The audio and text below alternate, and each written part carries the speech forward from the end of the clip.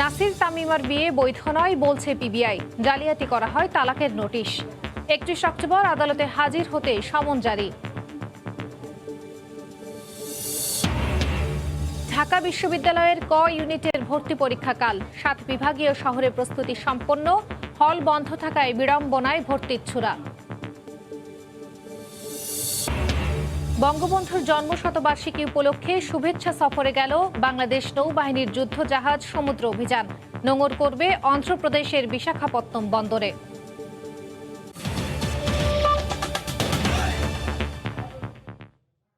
সময় সংবাদের সঙ্গে আছি আমি খান তাসদিন আহসান।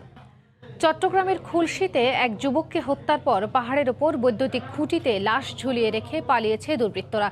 বিস্তারিত জানাতে এই মুহূর্তে রূপসী পাহাড় এলাকায় আছেন রিপোর্টার ফিরদাউস লিপি। সরাসরি চলে যাচ্ছি তার কাছে। লিপি,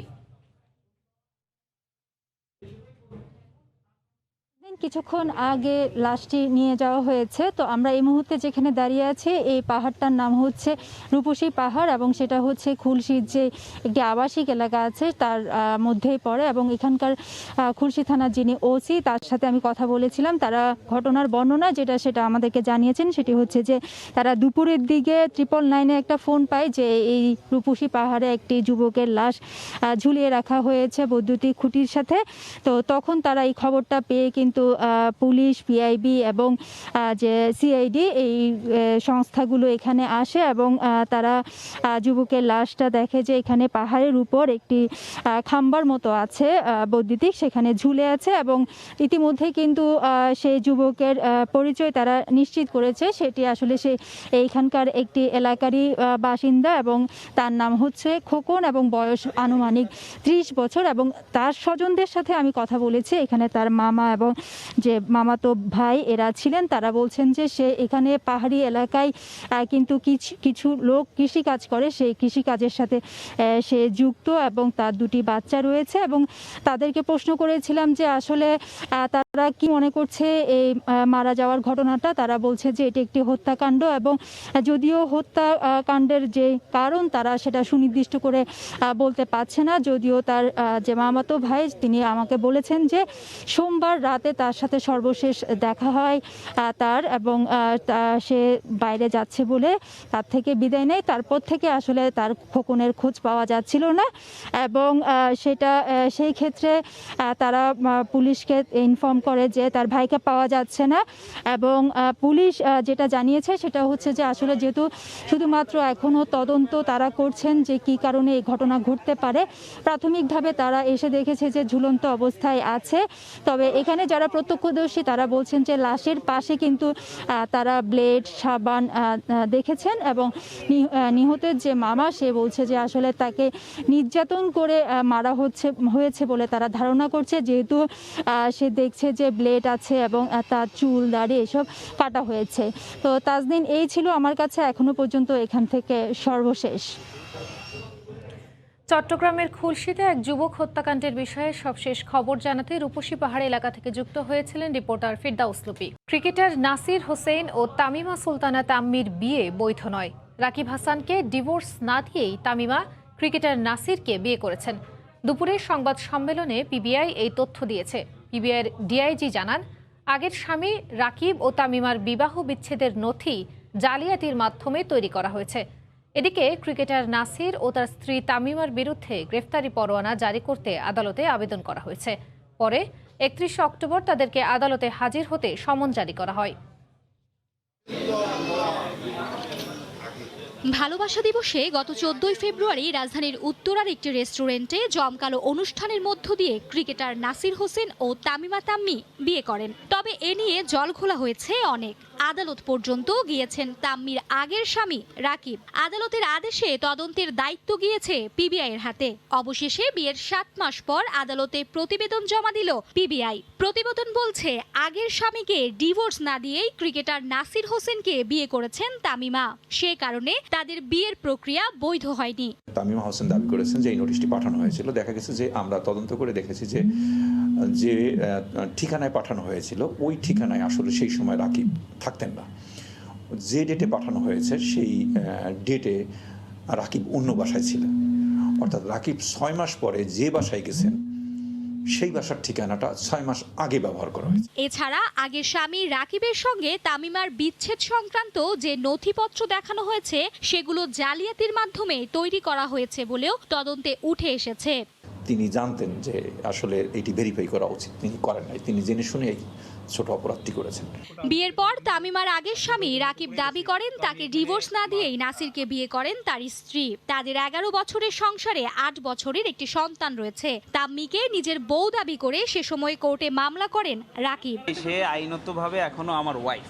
এখন যদি সে আসতে চায়, সে যদি আসতে চায়, সেটা তার বিষয়ে সে আসতে পারে। আমার দিক থেকে আসুক, সে সমস্যা নেই। এখন আদালতের নির্দেশনার মাধ্যমে পরবর্তী পদক্ষেপ নেওয়া হবে বলে জানান রাকিবের আইনজীবী।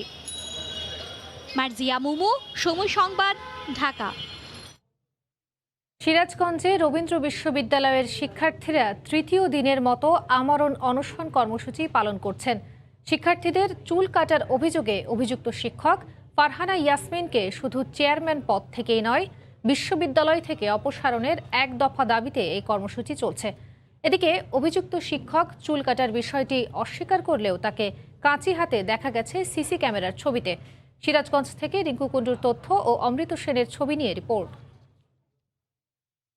সিসি ক্যামেরার ছবিতে দেখা যায় পরীক্ষা কেন্দ্রের সামনে হাতে কাঁচি নিয়ে ঘোরাঘুরি করছেন অভিযুক্ত শিক্ষক ফারহানা ইয়াসমিন।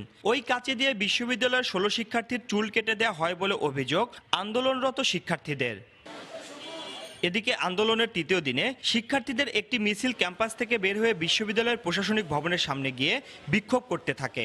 অভিযুক্ত শিক্ষক ফারহানা ইয়াসমিনকে শুধু চেয়ারম্যান পদ থেকে নয়, বরং বিশ্ববিদ্যালয় থেকে অপসারণের এক দফা দাবিতে এই কর্মসূচি চলছে। খাতা নিয়ে যায়, খাতা নিয়ে যাওয়ার পরই বলতেছে সজীব তুমি নিচে যাও, কেসটা নিয়ে আসো। উপরে যাই গেটে ওখানে দাঁড়াই, তারা দেখি যে ম্যাডাম ছাত্রদের চুল কাটতেছে। যারা তার এই রুটিনে পরীক্ষা দিতে চাননি বা রুটিন সংশোধন করতে স্মারকলিপি দিতে চেয়েছিলেন, তাদেরকে তিনি চিহ্নিত করে একে একে ধরে নিয়ে চুল কেটে একজন একজন করে রুমের মধ্যে ঢোকাচ্ছেন। এইরকম ভাবে চুল ধরে তিনি এইরকম ভাবে কেটে দেন। আমাদের দাবি হলো ফারহানা ইয়াসমিন বাতেনকে শিক্ষক পদ থেকে স্থায়ীভাবে বহিষ্কার। যতক্ষণ না পর্যন্ত আমাদের দাবি মেনে নেওয়া হচ্ছে, আমাদের দাবিতে আমরা সফল হচ্ছি, ততক্ষণ পর্যন্ত আমরা এখান থেকে উঠব না। এদিকে তদন্ত কমিটির সভাপতি রবীন্দ্র অধ্যয়ন বিভাগের চেয়ারম্যান ও সিনেট সদস্য লাইলা ফেরদৌস হিমেল জানিয়েছেন 5 সদস্যের তদন্ত কমিটি ইতোমধ্যে তদন্ত কাজ শুরু করেছে। আরও 4 জন আমাদের শিক্ষক নিয়ে এই কমিটি গঠন করা হয়েছে এবং বলা হয়েছে যে অতি দ্রুত সময়ে এই তদন্ত কমিটি যেন তাদের রিপোর্ট পেশ করে, কারণ পরীক্ষাটা আমরা আবার চলমান করতে চাই। গত 26 সেপ্টেম্বর দুপুরে পরীক্ষা হলে ঢোকার সময় 16 শিক্ষার্থীর চুল কেটে দেন বিভাগের চেয়ারম্যান ফারহানা ইয়াসমিন। এরপর থেকে পরীক্ষা বর্জন করে আন্দোলন করছেন শিক্ষার্থীরা। মঙ্গলবার রাতে বিভাগীয় চেয়ারম্যান সহ প্রশাসনিক 3টি পদ থেকে পদত্যাগ করলেও তার স্থায়ী অপসারণের দাবিতে আন্দোলন চালিয়ে যাচ্ছেন তারা। রিঙ্কু কুণ্ডু, সময় সংবাদ, সিরাজগঞ্জ। ঢাকা বিশ্ববিদ্যালয়ের ক ইউনিটের ভর্তি পরীক্ষা কাল। ইতোমধ্যে 7টি বিভাগীয় শহরে প্রশ্ন সরবরাহ সহ সব প্রস্তুতি সম্পন্ন করেছে বিশ্ববিদ্যালয় কর্তৃপক্ষ। তবে আবাসিক হল বন্ধ থাকায় ভর্তি ইচ্ছুদের পড়তে হচ্ছে নানা বিড়ম্বনায়। তাদেরকে সব ধরনের সহযোগিতা দেওয়া হচ্ছে বলে জানিয়েছে ছাত্রলীগ। এদিকে ভর্তি পরীক্ষায় জালিয়াতি বন্ধে কঠোর ব্যবস্থা নেওয়া হয়েছে বলে জানিয়েছেন প্রক্টর। রাত পোহালেই বিজ্ঞান বিভাগ থেকে উচ্চ মাধ্যমিক পাশ করা প্রায় 1,17,957 জন পরীক্ষার্থী অংশগ্রহণ করবে ঢাকা বিশ্ববিদ্যালয়ের 2020-21 শিক্ষাবর্ষের ভর্তি পরীক্ষায়। ঢাকায় পরীক্ষা দিবেন 58,306 জন, আর 7 বিভাগীয় শহরে 59,354 জন। ঢাকার বাইরে বিভাগীয় শহরে 7টি কেন্দ্রে ইতোমধ্যেই পাঠানো হয়েছে প্রশ্ন। সব প্রস্তুতি সম্পন্ন। সকল ধরনের প্রস্তুতি সম্পন্ন হয়েছে।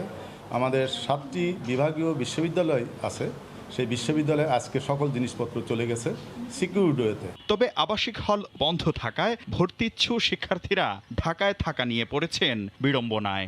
হল খোলা না থাকার কারণে আমাদের থাকতে কষ্ট হচ্ছে। আমরা পরীক্ষার আগে যে প্রিপারেশনটা ওটা ভালো করে নিতে পারতেছি না। হল খোলা থাকলে আমরা ভালো করে থাকতে পারতাম, প্রিপারেশন নিতে পারতাম ভালো একটু।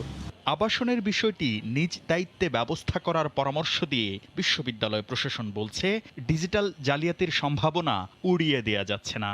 আমাদের বর্তমান ছাত্র এবং ভবিষ্যৎ ছাত্র যারাই হবে না কেন, মোবাইল নিয়ে, যে কোনো ধরনের মোবাইল নিয়ে আমরা হলে যেতে নিষেধ করব, কারণ ডিজিটাল জালিয়াতির সম্ভাবনাকে আমরা কখনোই উড়িয়ে দিতে পারি না। ভর্তিচ্ছুদের আবাসন সহযোগিতা সহ পাশে থাকার কথা জানিয়েছে ঢাকা বিশ্ববিদ্যালয় শাখা ছাত্রলীগ। প্রত্যেক বছর ভর্তি পরীক্ষায় শিক্ষার্থীদের সমস্যা সংকটকে মোকাবেলা করার জন্য, শিক্ষার্থীদের পাশে দাঁড়ানোর জন্য, মানবিকভাবে তাদের পাশে সহায়তা করার জন্য আমরা উদ্যোগ গ্রহণ করি। পরীক্ষা কেন্দ্রে মোবাইল ফোন সহ যে কোনো ধরনের ডিজিটাল ডিভাইস নিষিদ্ধ করেছে বিশ্ববিদ্যালয় কর্তৃপক্ষ। শাকির আহমেদ, সময় সংবাদ, ঢাকা। অক্টোবর চলে এলেও এখনও নগরবাসীর কাছে আতঙ্কের নাম এডিস। দীর্ঘদিন পর স্কুল কলেজ খুললেও ডেঙ্গু আক্রান্ত হওয়ায় ক্লাসে যেতে পারছেন না অনেক শিক্ষার্থী। তবে সিটি কর্পোরেশন বরাবরের মতোই নগরবাসীর সচেতনতার অভাবকেই দুষলেন। এদিকে সবশেষ 24 ঘন্টায় আরও 190 জন ডেঙ্গু রোগী হাসপাতালে ভর্তি হয়েছেন। কামরুজ্জামান মামুনের রিপোর্ট। প্রাণঘাতী ডেঙ্গু যেন পিছু ছাড়ছে না। এবারের মৌসুমে সবচেয়ে বেশি ভোগান্তিতে পড়েছেন শিক্ষার্থীরা। একে তো দীর্ঘদিন পর খুলেছে প্রতিষ্ঠান, অন্যদিকে ডেঙ্গু আক্রান্ত হয়ে স্কুল কলেজে আসতে না পারায় পিছিয়ে পড়ছেন তারা। ছেলেমেয়ে স্কুলে আসতে পারতেছে না, ডেঙ্গু জ্বর হচ্ছে। আমাদের কলেজে আশেপাশে অনেক ময়লা আছে, এর কারণে আমাদের বেশিরভাগ ডেঙ্গুটা হয়। ক্লাসমেটও আমাদের ওখানে ডেঙ্গুতে আক্রান্ত হতেছে, কলেজে নিয়মিত ক্লাস করতে পারতেছে না ডেঙ্গুর কারণে। আমাদের স্টুডেন্ট ক্লাস করতে পারেনি, অনেকে কল দিয়েছিলাম অসুস্থ ওনারা। কালেভদ্রে সিটি কর্পোরেশন এডিস নিধন কার্যক্রম পরিচালনা করে বলে অভিযোগ উত্তরাবাসীর। ড্রেনের যে নোংরা অবস্থা, এটার জন্য দেখা যায় আমরা নিজেরা সচেতন থাকার পরেও আমাদের মানে বৃষ্টি বাদল হলেই এই প্রভাবটা আরও বেশি বেড়ে যায়। সিটি কর্পোরেশন এখন যে কাজটা করেছে, এখনও অভিযোগ আছে যে আসলে সব কিছু সঠিকভাবে হচ্ছে না। মাঝে মাঝে ওষুধ দেয়, আবার দেয় না। স্বাভাবিক নিয়মে ডেঙ্গুর প্রভাব এখন কমে যাওয়ার কথা ছিল, সেটাও কমেনি। সিটি কর্পোরেশন বলছে কোনোভাবেই তারা পারছেন না নগরবাসীকে সচেতন করতে। মাইকিং এর মাধ্যমে, টিভির প্রচারণার মাধ্যমে, মসজিদের ইমামদের মাধ্যমে সচেতন করার সত্ত্বেও আমরা কিন্তু সচেতন না। আমরা ব্যক্তিগতভাবে, আমরা নাগরিকরা, আমরা কেন যেন আমরা এই ব্যাপারটা, এই বিষয়টা মাথায় নিয়ে কাজ করি না। সেপ্টেম্বরে ডেঙ্গু আক্রান্ত হয়ে মারা গেছেন 21 জন। কামরুজ্জামান মামুন, সময় সংবাদ, ঢাকা। যুক্তরাষ্ট্রের মেরিল্যান্ডে বাংলাদেশ দূতাবাসের নিজস্ব ভবন উদ্বোধন করলেন প্রধানমন্ত্রী শেখ হাসিনা। স্থানীয় সময় বুধবার এই অনুষ্ঠানে তিনি পর্যায়ক্রমে সব দেশেই নিজস্ব ভবনে দূতাবাস চালুর পরিকল্পনার কথা জানান। 12 দিনের সফর শেষে শুক্রবার ঢাকার উদ্দেশ্যে রওনা দেবেন তিনি। ওয়াশিংটন ডিসি থেকে হাসানুজ্জামান সাকির রিপোর্ট। যুক্তরাষ্ট্রের স্থানীয় সময় বুধবার বিকেলে বাংলাদেশ দূতাবাসের নিজস্ব ভবনে প্রবেশ করেন প্রধানমন্ত্রী শেখ হাসিনা। শুরুতেই তিনি ভবন চত্বরে একটি গাছের চারা রোপণ করেন। পরে বাংলাদেশ হাউসের উদ্বোধন করেন সরকার প্রধান। এ সময় দোয়ায় অংশ নেন। প্রধানমন্ত্রী জানান, যেসব দেশে বাংলাদেশের দূতাবাস রয়েছে সব দেশেই নিজস্ব ভবন নির্মাণের পরিকল্পনা রয়েছে সরকারের।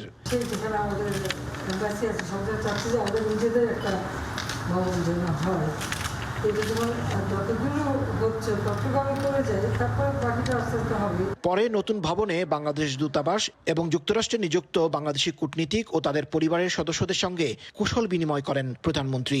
এ সময় পররাষ্ট্রমন্ত্রী ডক্টর এ.কে. আব্দুল মোমেন, পররাষ্ট্র সচিব মাসুদ বিন মোমেন, রাষ্ট্রদূত শহীদুল ইসলাম ও প্রধানমন্ত্রীর সফর সঙ্গীরা উপস্থিত ছিলেন। এর আগে নিউ ইয়র্কে জাতিসংঘের স্থায়ী মিশন ও স্থায়ী প্রতিনিধির বাসভবন এবং লস অ্যাঞ্জেলেসে কনসুলেট অফিস ও কনসাল জেনারেলের বাড়ি ক্রয় করে সরকার। বাংলাদেশের মালিকানায় নিজস্ব ভবন রয়েছে ভারতসহ প্রায় 20টি দেশে।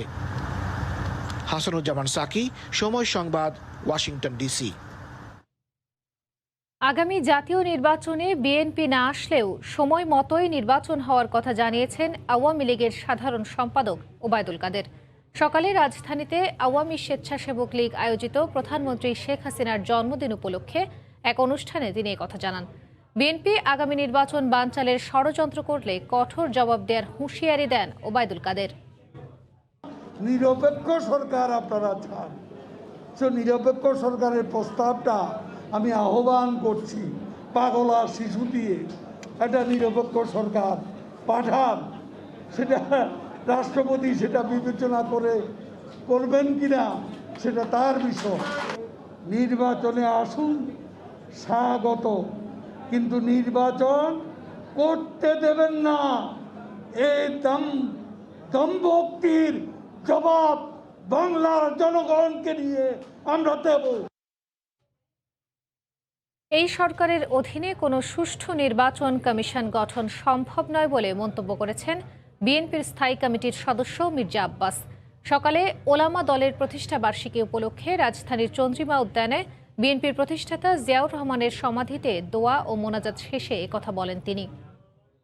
এই সরকারের অধীনে কোনো সুষ্ঠু নির্বাচন কমিশন গঠিত হতে পারে না, হবেও না। সুতরাং এই সরকারের অধীনে কোনো নির্বাচন হবে না, হতে দেওয়া হবে না।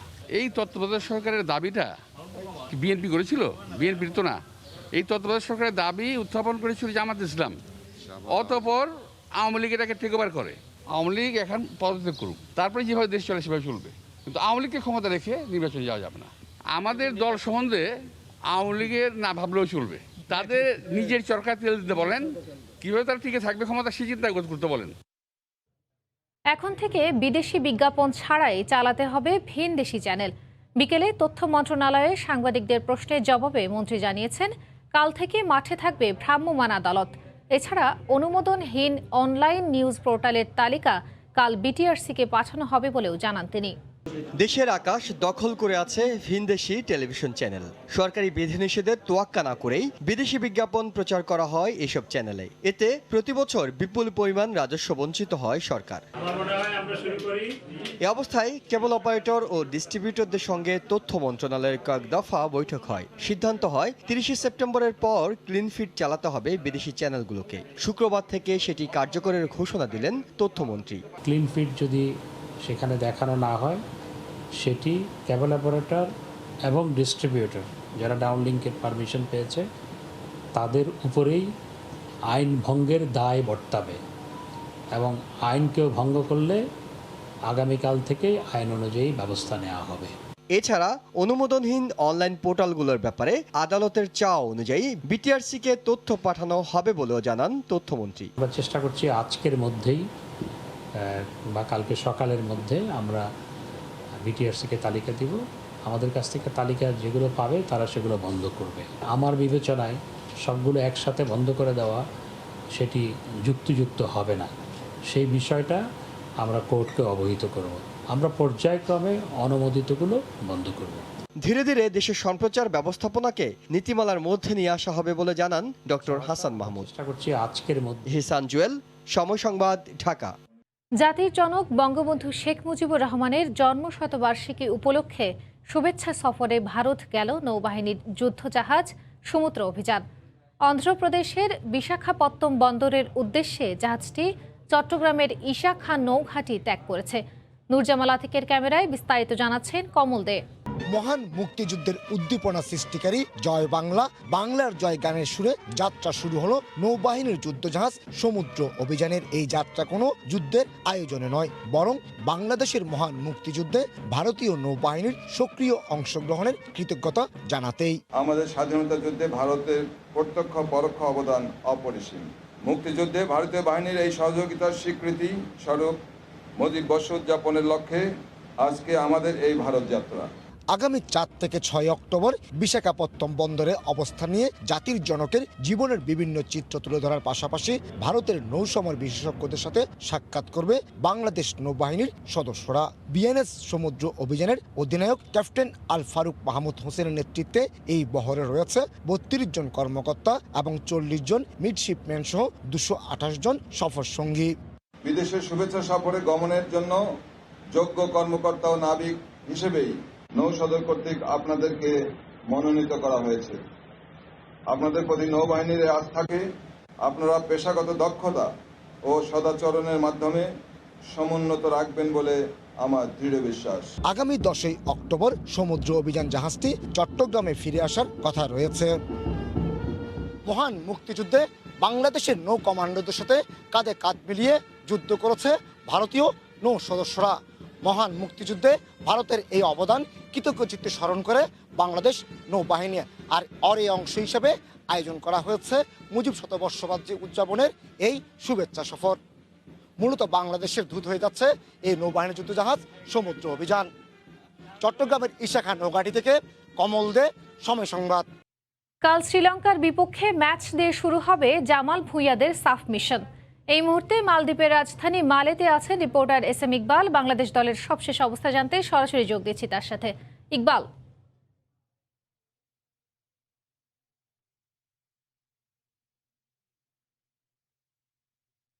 সামনে রেখে কিছুক্ষণ আগেই কিন্তু বাংলাদেশের আনুষ্ঠানিক সংবাদ সম্মেলন অনুষ্ঠিত হয়েছে, অর্থাৎ বলা যেতে পারে যে সাফের যে আনুষ্ঠানিকতা সেটি কিন্তু শুরু হয়ে গিয়েছে। কিছুক্ষণ আগে বাংলাদেশ দল হচ্ছে এখানে প্র্যাকটিস করেছে, অনুশীলন করেছে। তার আগে জানিয়ে রাখি বাংলাদেশ দলে কিন্তু ইনজুরির সমস্যা, ঠিক ইনজুরি বলা যাবে না, অসুস্থতার কারণে কালকের ম্যাচে কিন্তু উইঙ্গার সোহেল রানাকে পাচ্ছে না এবং একই সমস্যা আছে কিন্তু আরও একজন ফুটবলারকে ঘিরেও কিন্তু একই সমস্যা রয়েছে, অর্থাৎ সেও জ্বর অনুভব করায় কিন্তু তাকে স্কোয়াড থেকে আলাদা করা হয়েছে। এখন পর্যন্ত তারা কোভিড পজিটিভ কিনা সেই বিষয়টা কিন্তু নিশ্চিত হওয়া যায়নি, নর্মাল ভাইরাল ফিভারও হতে পারে। তো এর বাইরে রেখে অর্থাৎ বলা যেতে পারে যে প্রথম ম্যাচ শুরু করার আগে একটা বড়সড় একটা ধাক্কাই খেতে চলেছে বাংলাদেশ জাতীয় ফুটবল দল। তবে ক্যাপ্টেন জামাল ভুঁইয়া কিছুক্ষণ আগে সংবাদ সম্মেলনে যে কথাটি বলেছেন, তারা ইতিবাচক শুরুর চেষ্টা করবেন, অর্থাৎ কোচ অস্কার ব্রুজনও তিনি বলেছেন যে তারা ভালো ফুটবল উপহার দিতে চান, ভালো ফুটবল, আক্রমণাত্মক ফুটবল খেলতে চান। তার কথাবার্তা কিছুটা রক্ষণাত্মক হলো, জামাল ভুঁইয়া সরাসরি বলে দিয়েছেন যে এই ম্যাচটা তারা যে করে হোক জয় তুলে নিতে চায়।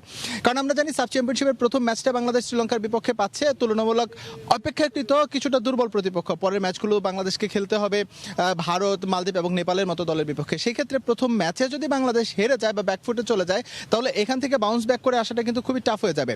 পক্ষান্তরে শ্রীলঙ্কার কথা বলতে হয়, শ্রীলঙ্কান কোচ এবং অধিনায়ক তারা কেন যেন আজকে অনেকটাই রক্ষণাত্মক, অর্থাৎ সংবাদ সম্মেলনে তারা পুরো বলটা বাংলাদেশের কোর্টে দিয়ে দিয়েছে, বাংলাদেশকে স্পষ্ট ভাষায় তারা ফেভারিট মানছে এবং নিজেদের দলের অবস্থা যে খুব বেশি একটা ভালো না সেটাও কিন্তু তারা অকপটে স্বীকার করেছে। তবে এটা লক্ষণীয়, শ্রীলঙ্কা দল কিন্তু এই সাব চ্যাম্পিয়নশিপের আগে কিন্তু বেশ জোরে সোরে প্রস্তুতি নিয়েছে। তারা প্রথমে কাতারে অনুশীলন করতে চেয়েছিল, যদিও ভিসা সংক্রান্ত জটিলতায় শেষ পর্যন্ত কাতারে তারা যেতে পারেনি, তবে সৌদি আরবে তাদের বেশ দীর্ঘ সময়ের একটা ক্যাম্প হয়েছে এবং সেই ক্যাম্পে ফুটবলাররা কিন্তু যথেষ্ট আত্মবিশ্বাসী এবং এই দলটায় বেশ কিছু তরুণ ফুটবলার রয়েছে এবং জানিয়ে রাখি 3 জন প্রবাসী ফুটবলার রয়েছে, অর্থাৎ শ্রীলঙ্কার বংশোদ্ভূত যারা ইউরোপের বিভিন্ন লিগে খেলে থাকে। এই 3 জন ফুটবলার কিন্তু সেই দলে অন্তর্ভুক্তি হয়েছে। সুতরাং সবকিছু মিলিয়ে এই শ্রীলঙ্কা দলটাও কিন্তু যথেষ্ট কম্প্যাক্ট। তারা মুখে বাংলাদেশকে সমীহ করলেও তারাও চাচ্ছে জয় দিয়ে সাব চ্যাম্পিয়নশিপ শুরু করতে, কারণ তারাও জানে প্রথম ম্যাচে যদি তারা হেরে যায় তাহলে তারা অনেকটা ব্যাকফুটে পড়ে যাবে। সেই ক্ষেত্রে শ্রীলঙ্কান ক্যাপ্টেন কিন্তু বলে দিয়েছে যে কালকের ম্যাচটা ফাইনালের মতো।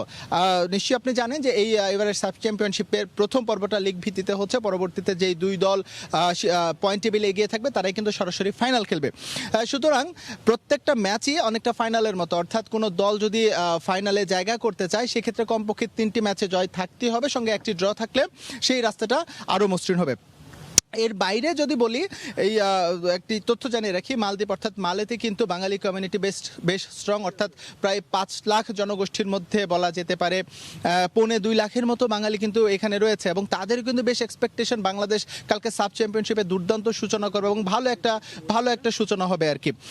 তবে তারা একটা আক্ষেপের কথা জানিয়েছে, আমরা জানি মালের যে স্টেডিয়ামটি রয়েছে সেটার ধারণ ক্ষমতা কিছুটা কম, যার কারণে হচ্ছে টিকিটের সংখ্যা নিয়েও অনেকটা হচ্ছে কি বলে বাঙালি কমিউনিটিদের মধ্যে আসলে যে পর্যাপ্ত পরিমাণে টিকিট তারা পান না। তারপরেও তারা স্টেডিয়ামমুখী হবেন কালকে এবং বাংলাদেশ দলকে যতটা সম্ভব হচ্ছে সেখান থেকে তারা অনুপ্রাণিত করবেন। তো মালে থেকে আমার কাছে এই ছিল সবশেষ।